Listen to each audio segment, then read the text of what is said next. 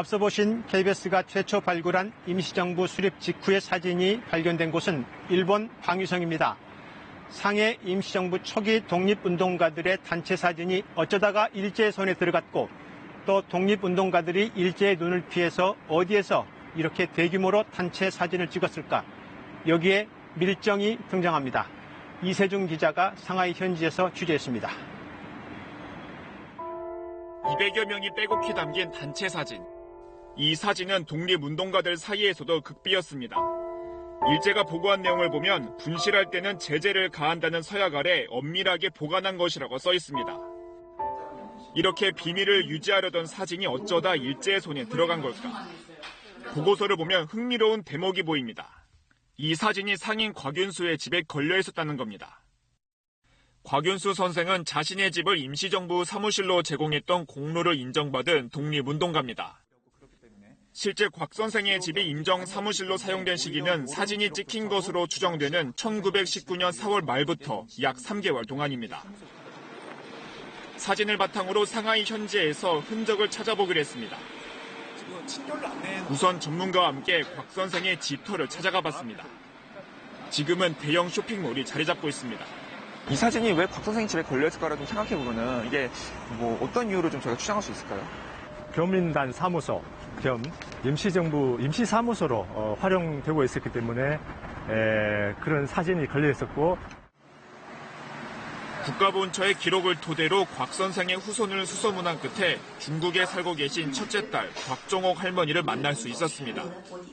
올해 104세로 기억은 흐릿하지만 당시 독립운동가들이 회의하던 삼엄한 분위기는 떠올렸습니다. 就小孩他不给管这个事，在外里边不干这些，不给他说基础，怪责任。他们讲话他我不在里边。 약간 좀 쉬었다 가시죠. 네. 그런데 불편한 이야기가 나올 수밖에 없었습니다.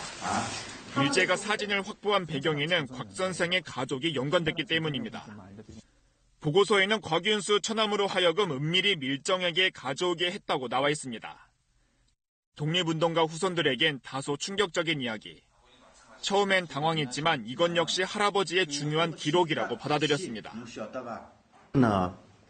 从历史的角度来说，没有这个必要。我呢，很想把我外公的所有的历史都挖掘出来。 삼엄한 일제의 감시를 피해 사진을 찍을 수 있었던 곳은 어디일까? 당시 프랑스 공원으로 불린 현재의 푸시잉 공원이 유력합니다.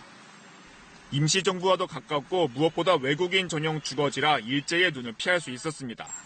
감시를 해야 되고 또 분쇄를 지켜야 되고 임시정부가 더 잘하기 전에 없애야 되는 거기 때문에 독립운동가들의 숫자보다 밀정의 숫자가 더 많았을 거라고 생각할 정도로 이렇게 이해될 수 있을 정도로 혼탁했었죠.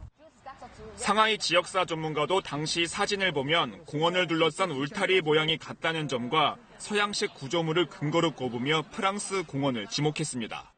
它的周边都没有这样的建筑，所以可以判断这个地方就是法国公园。 1920년 제작된 프랑스 공원 지도와 비교해봤습니다. 취재진이 주목한 건 테니스장으로 추정되는 흰색 선. 지도에 표시된 테니스장을 기준으로 보면 뒤편 오른쪽에 있는 2층짜리 건물부터 가운데 임시 가건물이 있는 공터까지 구도가 정확히 일치합니다. 它的前面是网球场，它的后面是这个展览厅，所以根据当时的地图可以标明所在的位置就是这里。 지금은 공원 구조가 바뀌어 흔적이 남아있지 않지만 테니스장이 있던 공원 북쪽 지점이 촬영 장소였던 것으로 보입니다. KBS 뉴스 이세중입니다.